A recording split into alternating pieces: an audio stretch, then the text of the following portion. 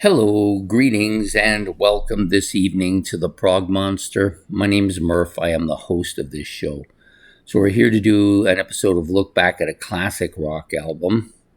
Going to be a little bit late tonight. Had some stuff to do as per normal and long day, but the show must go on. Have a drink. So, we're here to do Look Back at a Classic Rock Album, and we're going to do an album that I never really warmed up to, but over the last little bit, my way of thinking about music has changed a lot in the last 3 or 4 years, and I begin to really start to listen to what it is, especially the albums that in the past I really haven't liked or haven't warmed up to, and realizing that they are indeed very good. So this is Peter Gabriel's debut album. Put it over here so you can see it. Released back in February the 25th of 1977. So, almost 50 years now, 49 years ago already. Recorded at the Soundstage in Toronto and also at Morgan and Olympic Studios in London, England. It's about 41, closer to 42 minutes in length, so it's right within my wheelhouse. On the Charisma record label, and producer is Bob Ezrin, another one of the great albums by him. Excuse me. So there's a ton of musicians on this album, as there generally is on a lot of Gabriel albums. This one featuring Peter Gabriel on lead vocals, flute, keyboards, and recorder. Robert Fripp, yes, of King Crimson, on electric guitar, classical guitar, and banjo. Steve Hunter on acoustic guitar, electric guitar, and pedal steel. Dick Wagner on backing vocals and electric guitar as well. Tony Levin, bass, tuba, and he is the leading vocal for the Barbershop Quartet on the song Excuse Me. You got Joseph Kiarowski on keyboards, and he also does additional vocals on Excuse Me. Larry Fast, synthesizers and programming. Alan Schwartzberg on drums and does the phone directory. I'm not sure exactly what they're referring to there. Jim Malin on percussion. Synth bomb and bones, whatever that is, and vocals on Excuse Me as well. And you've got the London Symphony Orchestra doing strings, as well as Michael Gibbs doing orchestral arrangements for those strings. I'm assuming that's what it is. So we also have a total of, I believe, 9 tracks on this album in total. So I never really warmed up to this album when I first got it, and I've had this album, not this particular version of it, although I think I've had this particular version probably for a fairly lengthy time too, but I did also have it on cassette. That's where I first heard it, and I had both this and Gabriel too. I bought them at the used store probably when I first moved out, so probably over 40 years ago, and I would listen to them, and this one just never took off for me, where the other one became one of my favorite Gabriel albums. So starts out with the kind of weird Moribund the Burgermeister here, kind of a strange title, also kind of a bit of a different song. Lots of weird electronic sounds. Vocals, of course, mid-range, kind of in the background a little bit. I think the whole album kind of has that feel to it, and of course they very much sound like Peter Gabriel. Some dominant heavy keyboard parts on this particular track. Heavy guitar parts mixed in with that. Multiple voice sounds that they use as kind of background noise. And then it ends with the voice sounds, percussion noises going on to try to take the song out. I've never really liked this song. I think this is probably the song that kind of put me off on the album. So because it comes out of the gate first, and then my mind shuts off, and then the rest of it not hearing as well as I should. I never really quite like this. I don't dislike it. I don't hate it or anything like it, but it just shuts me down. It used to just shut me down. I'm a little bit more persistent than I used to be. Next, of course, is Salisbury Hill. A little over 4 minutes, almost 4.5 minutes in length. A little bit longer than Moribund, the Burgermeister. This is a very catchy acoustic guitar part. The vocals are clear, smooth, mid-range, very Gabriel sounding. Very catchy key parts and drum fills on this particular track.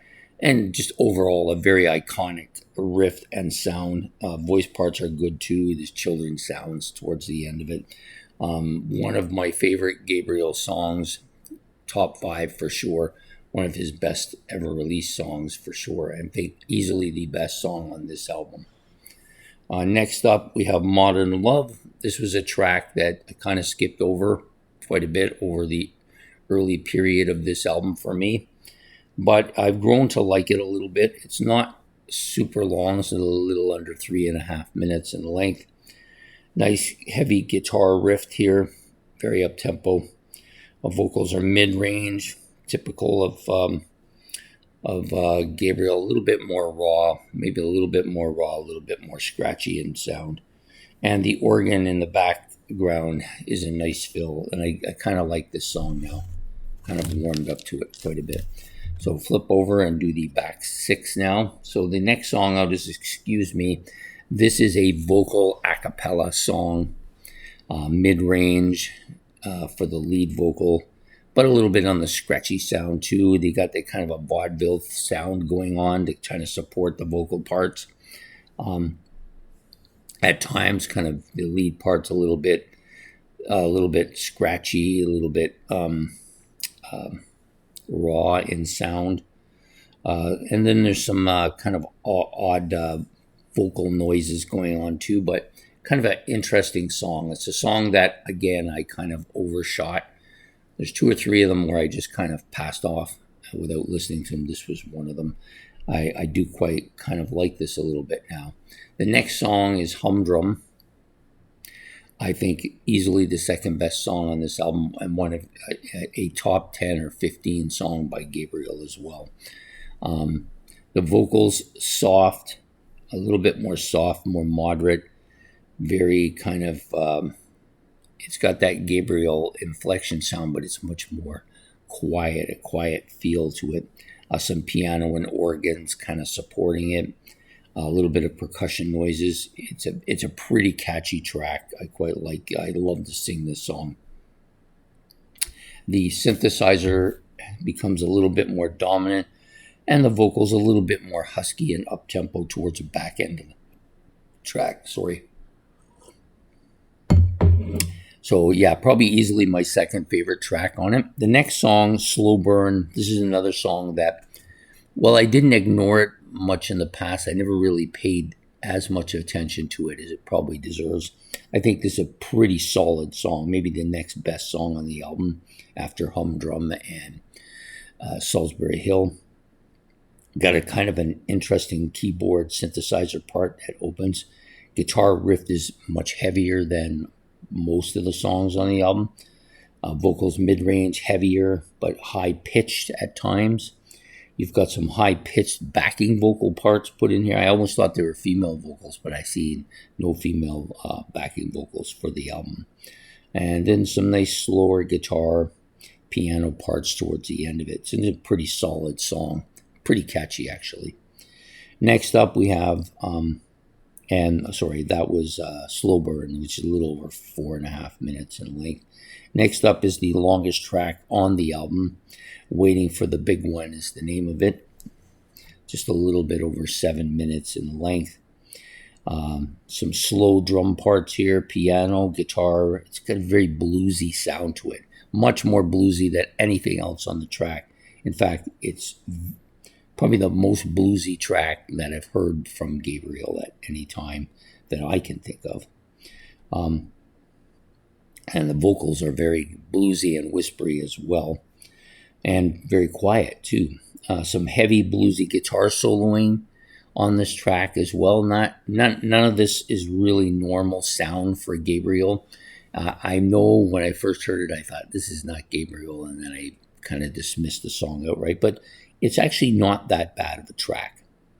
The last two tracks, maybe the two weakest tracks on the album.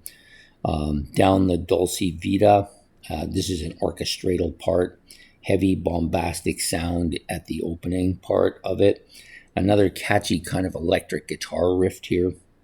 The vocals are fast, mid-range, a little bit on the raspy sides, like he's forcing it a bit, and some odd percussion noises. I just never found this song terribly memorable other than the orchestral part at the beginning. And the last track, which is about almost a little over 5.5 minutes in length, Here Comes the Flood. I definitely think this is the weakest track on the album. It's got a nice, slow acoustic guitar, flute, and percussion part at the opening. The vocals are slow, low, husky, mid-range sound, nothing too dominating or doesn't really stand out much. The song becomes more atmospheric and heavy, like almost a little bit of a symphonic sound, but not really. Melodic vocal parts in the background, and then some drum fill parts and different adds-ons to it. So not terribly memorable song. To me, it's the weakest one on the album. So to me, the opening and closing tracks were not really that great a song. I know some people like Moribund, but for me, it opens and closes kind of bad. So the opening part hurts it because I kind of shut down a bit, and then the closing part terribly unmemorable, and just by that time I've shut off. But as a whole, I think this album is much better than I had given it credit for. It's got a 9 here and an 8.5 and a 7. That's pretty strong. And then even some of the lesser tracks that I never liked, there's about 2 or 3 of them that I gave a 6 to, I think are really quite good as well. So overall, I would say this song is probably a mid to high range 2, which is not something I would have given it up until I started listening to it recently to try and see if I could change my opinion about it. And I actually did. I think if I was given a comparison to something, it kind of reminds me, it doesn't sound anything like this, but it has the same reaction from me as Grace Under Pressure. These are both albums I didn't initially like, and for the same reason, I kind of shut them out right at the beginning and then really didn't listen to them until I really forced myself to. And then turns out I like them a lot more than I did. So that's it for tonight's album. Peter Gabriel's debut album from 1977. I hope you've enjoyed this video. Please hit the like and subscribe, and we will be back next Tuesday night for another look back at another classic rock album. So have yourself a good evening, and goodbye here from the Prog Monster.